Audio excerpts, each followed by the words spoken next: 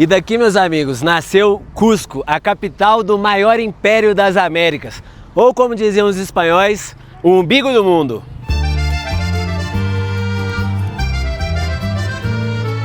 Eu sei que pode parecer exagero falar que era a cidade mais importante das Américas. Mas, meus amigos, o negócio é o seguinte. Antes de São Paulo, Cidade do México, Buenos Aires, todos os caminhos levavam a Cusco. Essa é a verdade. Eu vou te mostrar o Vaticano dos Incas, um templo que brilhava porque suas paredes eram cobertas de ouro. Meu mercado favorito no mundo todo. Vou experimentar um dos sucos mais fortes que eu já tomei e também, óbvio, ver a forma peculiar como que as casas eram construídas na cidade e muito mais. E hoje nós vamos descer para lá e eu vou mostrar para vocês uma Cusco imperial, bonita, única. Papo reto, essa cidade ela não foi construída, ela foi desenhada em formato de puma. E desde a primeira vez que eu vim aqui, 3 anos atrás, falei, mano, essa cidade mexeu comigo e eu sabia que eu ia voltar e vou voltar muitas outras vezes. E eu prometo para vocês que no final desse vídeo vocês vão entender o porquê que eu gosto tanto dessa cidade. Meus amigos, eu diria marcha na boneca, mas como nós estamos no Peru, eu direi dale!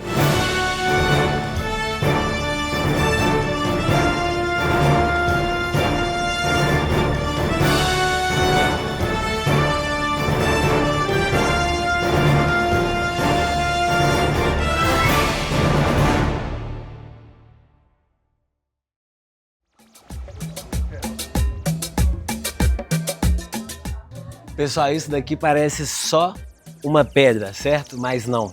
Ela é praticamente um milagre da engenharia. Sabe por quê? Aqui, ó, é tipo um ponto turístico mesmo. A galera vem, tira foto. Porque, mano, o rolê é...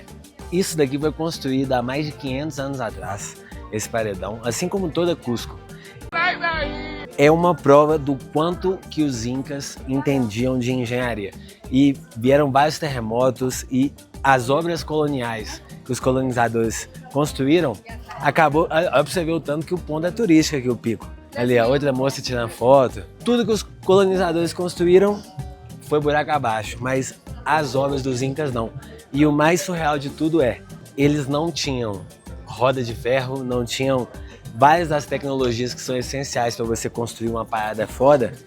E aqui, olha só, aqui eles dizem que você não consegue colocar nenhuma nota entre as pedras, de tão perfeito que é o encaixe. Eu não tenho nota, mas eu tenho um cartão. Aqui, ó. Realmente não entra.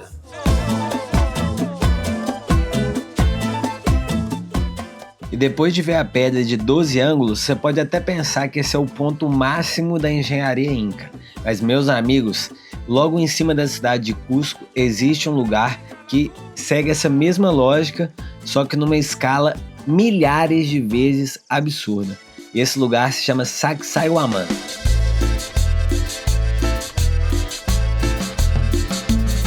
Muita gente fala que esse lugar é uma fortaleza. E de fato, durante a conquista, ele foi um ponto estratégico de resistência, sim. Só que reduzir Sacsayhuamán a só uma fortaleza é pouco. Isso aqui era poder, religião, engenharia e símbolo de todo o poder inca, tudo ao mesmo tempo. É absurdo ver que esses blocos gigantes todos foram encaixados sem cimento, sem argamassa e ainda assim você não consegue nem colocar uma folha de papel entre eles. É como se cada pedra fosse desenhada para abaixar uma na outra. E aí você entende que não é só construção. É quase como se os incas estivessem esculpindo a montanha. Ou seja, se a pedra dos 12 ângulos mostra a obsessão dos incas pela precisão, esse lugar aqui mostra o tamanho da ambição deles. E os espanhóis destruíram grande parte desse complexo para usar as pedras para construir o Cusco colonial. Só que mesmo assim, o que sobrou já é o suficiente para entender uma coisinha. Antes de Cusco virar essa cidade colonial famosa, isso aqui já era o centro de um mundo inteiro.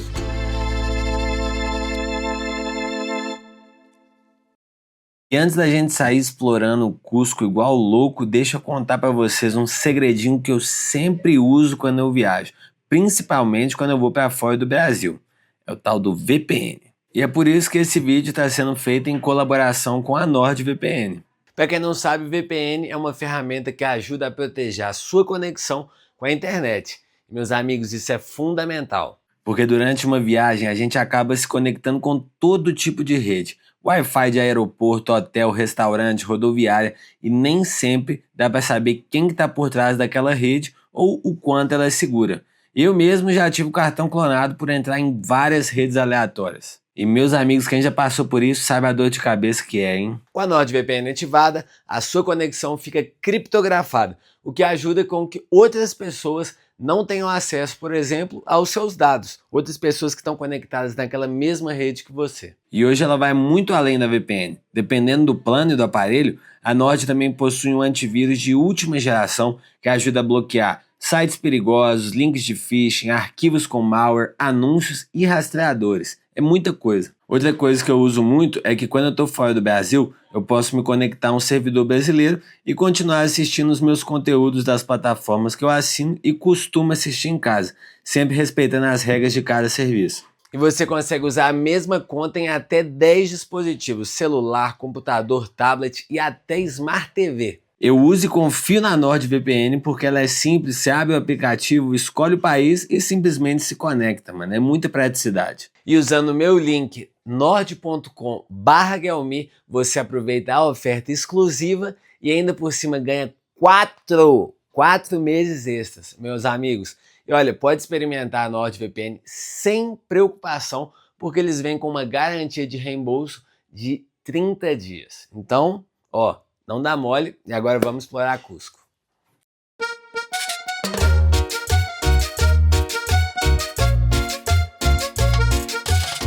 Bom, rapaziada, essa daqui é uma das maiores provas de que Cusco é feita de camadas, tá ligado? Vocês vão entender um pouquinho melhor o que eu quero dizer. Mas essa rua aqui, a Siete Borreguitos, que é uma das mais famosas, mais fotogênicas, cheia dos vasinhos bonitinhos, das plantinhas. Essa rua é a rua que antigamente os pastores passavam com o rebanho de ovelhas deles. E aí, tipo assim, hoje em dia virou um lugar completamente repaginado, mais para turista mesmo. Mas, mano, é um charme. Todo respeito. Aquela quantidade de milho aqui, ó. Mas tem uma coisa que nós vamos ver nesse vídeo, é milho e batata. Preparem-se. Uma parada única daqui de Cusco é o seguinte, ela tem várias ruazinhas tipo essa daqui que começam com Siete. Essa é a Siete Borreguitos, mas tem Siete Diablitos, Siete Culebras e vários antropólogos falam que esse 7 não é por acaso. E acontece porque é uma mistura de catolicismo com toda a fé andina daqui dos Incas. Então, por exemplo... mano... A falta de ar aqui tá machucando seu primo. Mas, por exemplo, 7 dias para criar o mundo, 7 dias na semana. Então são todas coisas, todas místicas assim que ajudaram a dar o nome a algumas das principais ruazinhas daqui de Cusco. Achei chique, não sei vocês.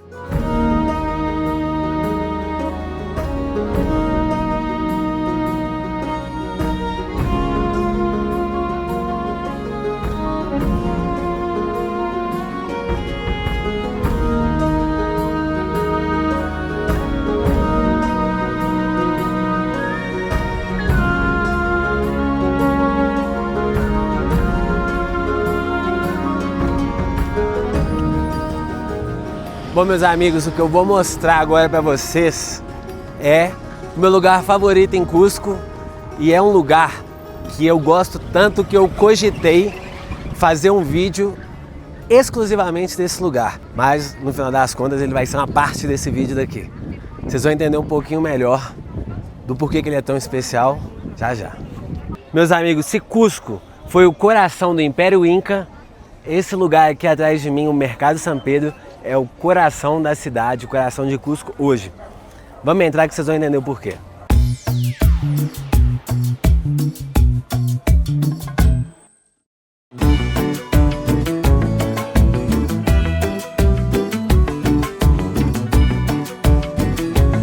Meus amigos, esse mercado é talvez o meu favorito no mundo, tá? E à medida que a gente passa aqui pelos lugares, você entende. Mano, o que você quiser, você encontra aqui, tá? Você encontra aqui, ó, a tia do suco, a quantidade de suco, mano. Olá, coração, ¿aceptas tarjeta? ¿Sí? ¿Cuál es el jugo más perrón que tienes? El especial. El especial, ¿qué lleva? Cerveza negra, todas las frutas, yema, calvarotina, pote, extracto de zanahoria, un poco de jugo de naranja, leche y huevo. Sí, puta. Es el más perrón. Mais perrón, puta madre. Nós vamos pagar 23 soles, que dá esses 26 reais. É esse suco aí, mano. Vamos ver o que vai sair dessa brincadeira.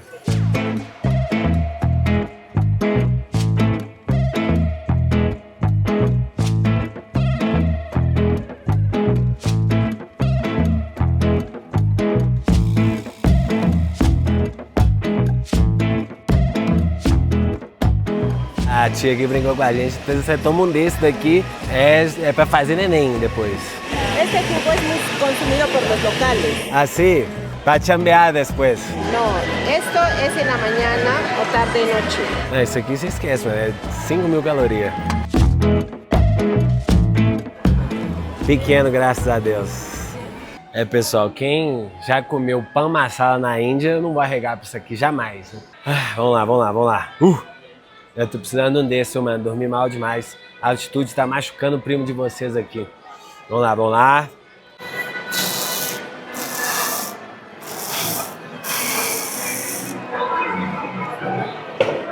Bem denso. Acho que eu vou tirar o canudinho. Mas gostoso, mano. Você não sente o gosto. Que dices? Denso, não espesso? Sabe a mi infancia. Sim.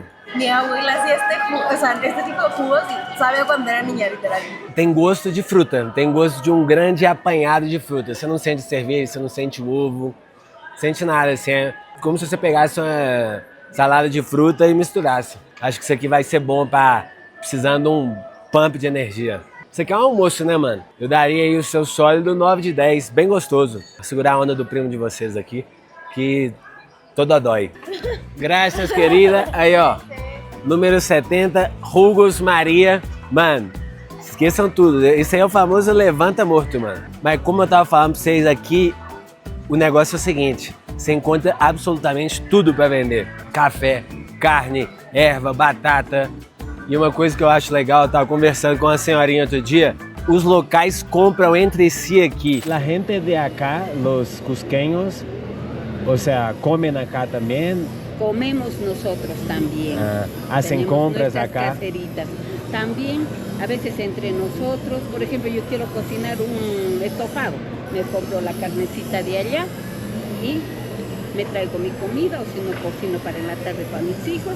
Y así nos compramos igual las verduras, el jugo que quiero tomar también me pido de mi caserita el jugo, el desayuno en la mañana también, y así entre nosotros también nos compramos.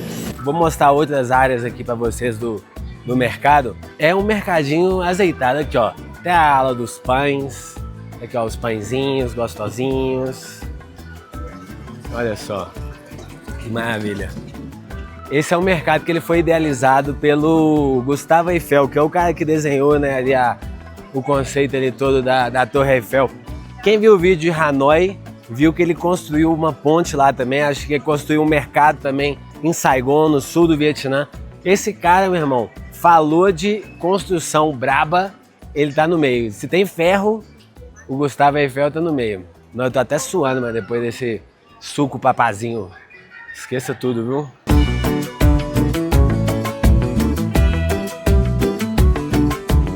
Mano, uma das coisas que eu acho mais legais do Peru é a quantidade de batata e de milho que eles têm.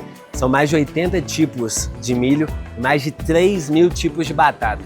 Ou seja, se você comer uma batata diferente todos os anos, você passa 8 anos sem repetir. Olha só, a quantidade de batatinha aqui, mano, que coisa maravilhosa. Mano, isso daqui é de uma riqueza. E isso daqui é uma herança direta dos Incas, que com a sabedoria de terra deles, criavam vários mecanismos para conseguir plantar diferentes tipos de batatas, às vezes numa mesma região. Um dos melhores exemplos disso é Morai. Hoje é um dos lugares mais visitados pelos turistas na região de Cusco. Só que na época dos Incas, ele tinha uma função completamente diferente. Esses terraços gigantes eram construídos bem no meio da montanha e com o formato de um anfiteatro. Eles funcionavam como uma espécie de laboratório agrícola. Cada nível apresentava diferentes condições de temperatura, umidade e exposição ao sol. E aí assim eles criavam pequenos microclimas dentro de um só lugar. E é assim que os Incas conseguiam observar e fazer diferentes cultivos de milho, de quinoa e várias variedades de batata que se adaptavam a cada condição. Isso tudo, mano, em um só lugar. Prova de que muito antes da tecnologia moderna, eles já dominavam completamente a agricultura e a natureza. Sinceramente, pensar que o colonizador, os espanhóis chegaram aqui, olharam para essa riqueza, para esse conhecimento de agricultura, de mundo e falaram assim, quer saber, esses Incas aí, eles são inferiores. Mas quisera eu ter a autoestima desses colonizadores, eu vou te falar, você tá maluco? Aí, ó, aqui nós temos agora também a região do comedor. A região do comedor é o que? É onde os locais vêm papar. Ali, ó. A gente pode ver muitas famílias. Aí tem os gringos também no meio. É muito caldo, mano. Muito caldo. Porque aqui é uma cidade que... Eu nunca vi uma cidade para fazer tanto frio na sombra e tanto calor no sol. Então, o pessoal aqui é forte demais no caldinho. O menu aqui que você come 8 soles dá R$10. Imagina só, R$10. Você tem uma sopa de entrada, você tem um prato principal e um suquinho. Mano, Cusco é 1000 graus demais, hein? Por exemplo, o pessoal que vive de tecer os agasalhos, que aqui tem muito. Aqui você vê as cores, aqui os colorantes. Mano, as cores que só a América Latina tem, né, pessoal? Aqui uma senhora dormindo. É um mercado que, obviamente, ele é bonito, ele é poético, mas ele também retrata o nível de pobreza da grande maioria das pessoas que trabalham aqui. Isso não deve ser romantizado, mas ao mesmo tempo é a realidade da América Latina, né? Aqui a quantidade de batata, mais uma vez. Bom, meus amigos, vocês podem falar o que quiser de Cusco, mas não que não é uma cidade autêntica. Se tem uma coisa que Cusco é autêntica. A gente sai do mercadão aqui, ó.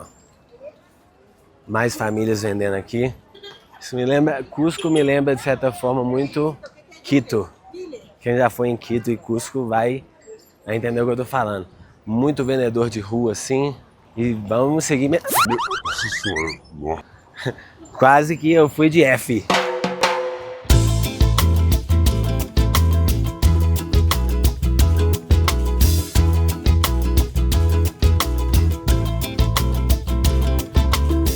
Bom, amigos, como eu falei com vocês no início do vídeo, Cusco não era uma cidade qualquer. Ela era o centro do principal império das Américas. E o que eu vou mostrar agora para vocês é o maior templo, o templo mais sagrado desse império. Então, para fazer um paralelo para vocês terem uma ideia, o Coricancha, que é esse aqui atrás de mim, era para os Incas, né, o que o Vaticano talvez seria para os católicos, né, que é o centro máximo de fé, de espiritualidade e de política às vezes, né? E o que eu acho fofinho, interessante, é que tipo a galera daqui, lá por exemplo a criancinha ali, tirando foto na frente dele, a escola vem tirar foto. Vou contar um pouco mais da história desse lugar, mas apesar das várias mudanças e das várias reconstruções que tiveram nele, o povo que é daqui continua tratando esse templo sagrado do sol ainda com muito respeito. E, pô, todas as fotos de escola aqui, pelo que eu tô vendo, são tiradas aí dentro.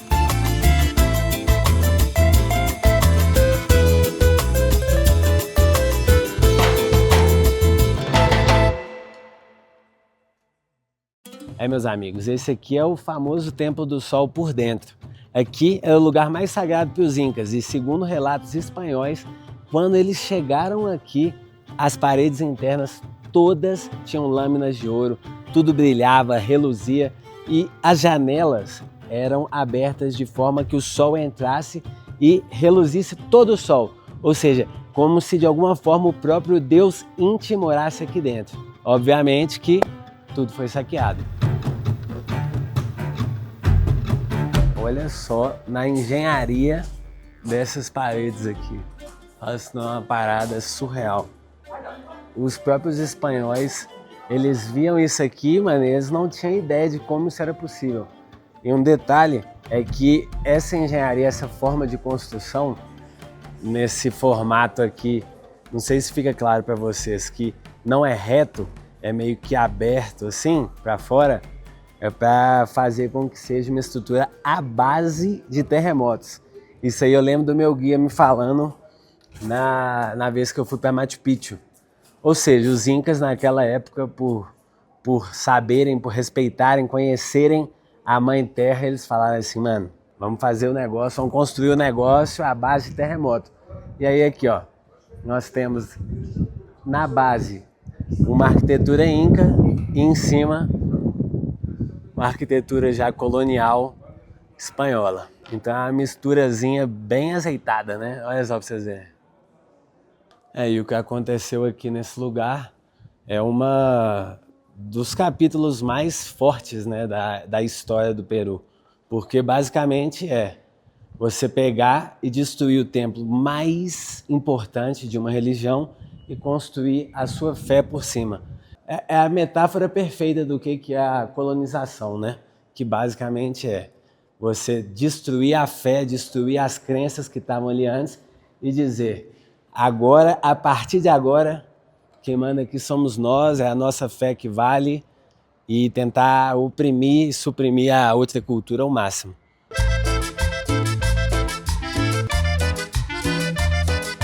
E um dos pontos mais interessantes disso tudo é que quando rolou o super terremoto aqui na cidade de Cusco, em 1650, tudo que era igreja, tudo que foi construído pelos espanhóis caiu. Mas a base inca permaneceu sem nenhuma rachadura. Então assim, apesar de o império ter caído, apesar de o templo ter sido saqueado, a base continuou firme e forte, né não?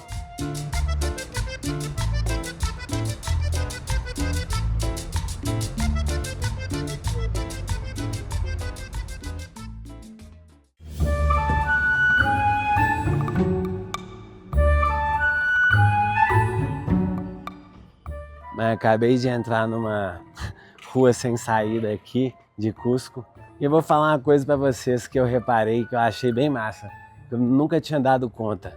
Seguinte, se você é o tipo de pessoa que gosta de cidades obviamente bonitas, brilhantes, hipermodernas, você provavelmente não vai gostar de Cusco.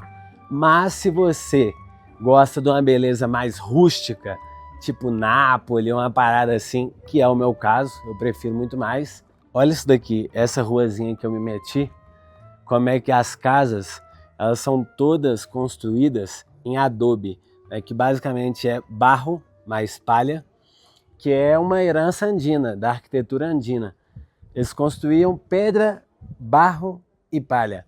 E basicamente porque isso ajuda a fazer com que as paredes sejam bem instáveis e também seja um isolamento, porque o clima aqui em Cusco é uma loucura, mano. De noite é frio pra caramba, de dia agora. Eu confesso que já tô com um pouquinho de calor, mas, mano, o que me chama a atenção é essa casa deve ter sido construída há muito tempo, né? Porque ela tá judiadinha, olha só. Mas não é interessante, mano? Apesar da casa estar deteriorando, ela deve ter uns bons anos. E as casas, em sua grande maioria, assim, pelo que eu ando reparando, assim, botando atenção, são construídas desse jeito.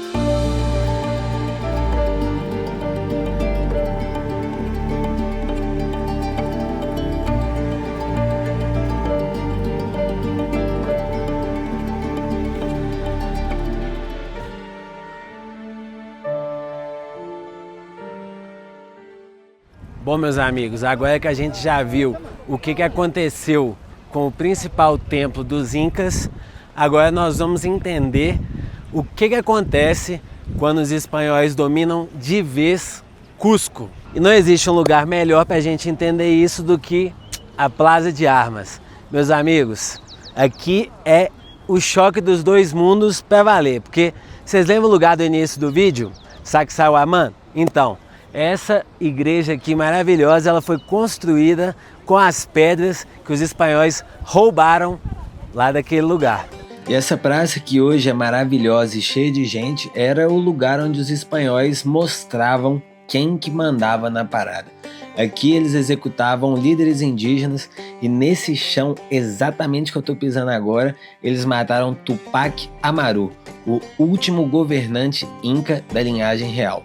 E, meus amigos, esse tipo de execução pública não era algo único, exclusivo do Peru e do Império Inca, não. No Brasil, por exemplo, os colonizadores fizeram exatamente a mesma coisa. Lugares como o Largo do Carmo, no Rio de Janeiro, ou Pelourinho, em Salvador, também já foram palco de punições e até de mortes usadas para mostrar o poder.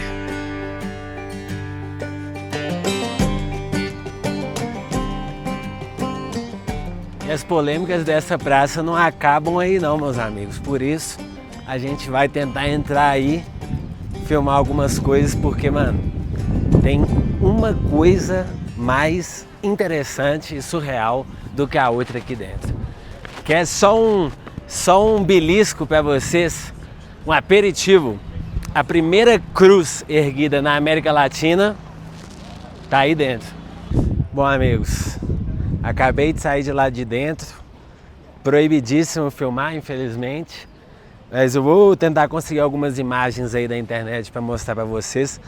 E, mano, é bem surreal assim, porque é uma capela diferente de tudo que eu já vi, no sentido de que, primeiro, existe uma obra lá dentro que é a Última Ceia adaptada aqui para essa realidade dessa região do mundo. Ou seja, Jesus e seus apóstolos estão comendo um porquinho da Índia, sim, um cuy. E eu comprei esse sensacional cartão postal. Além disso, o Jesus principal crucificado aí dentro também é o Jesus negro. E aí existem algumas lendas ao redor dele. Alguns falam que ele é negro pela razão de que para ter um melhor match com a cor das pessoas daqui dos Andes, né, que em sua maioria tem a coloração mais escura. E tem gente que fala que é porque na época que rezavam para ele, acendiam muitas velas e aí acabava que essa fumaça dessas velas fez ele ficar negro. Mas enfim, o ponto é que esse Jesus negro, ele acabou se tornando o padroeiro da cidade, porque durante o grande temblor que teve aqui, dizem, né, que tiraram esse Jesus aqui para fazer uma procissão pela cidade, e assim que tiraram, parou o temblor. Então, pouco a pouco, assim, foi se tornando uma cidade cada vez mais marcada pelo cristianismo e por tudo mais.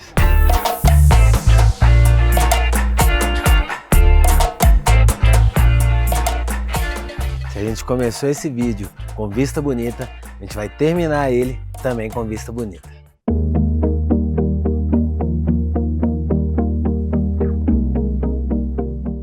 Bom, meus amigos, e assim terminamos a nossa jornada por Cusco. Espero que vocês tenham curtido. E, gente, esse vídeo ele foi muito especial para mim, porque quando eu vim aqui há 3 anos atrás, eu só conseguia pensar que cidade maravilhosa, e que eu espero que todos os brasileiros, todo mundo possa vir aqui aprender a admirar essa cultura que é uma cultura latina, né, e que a gente não sabe tanto, a gente não se aprofunda tanto. A última vez que vim aqui, eu conhecia muito menos do mundo, muito menos de mim, e uma das coisas que eu mais senti falta nessa viagem, que eu rodei o mundo literalmente, foi conexão com as pessoas locais, sabe? E aqui em Cusco eu senti muito, sabe, essa proximidade, pelo fato da gente conseguir se entender. Então, eu convido você a se inscrever no canal, porque no próximo vídeo eu vou na casa de um guia de Machu Picchu. Tava conversando aqui, fazendo um vídeo, e aí o cara viu que eu era brasileiro, começamos a trocar ideia. Eu falei assim, mano, quero ir na sua casa, quero ver como que uma pessoa local, nativa, vive. Não só esses pontos turísticos aqui. Então, é isso que eu falei, sabe, de conexão. E eu sou muito orgulhoso e feliz de ser latino, e espero que você também seja. Aprenda a admirar essa cultura que é tão bonita, tão única. E é isso, deixo vocês. O sol já vai se pôr. Eu, muito provavelmente, vou ficar aqui para ver, tomar uma cerveja. E é isso, meus amigos. Um beijão e nos vemos.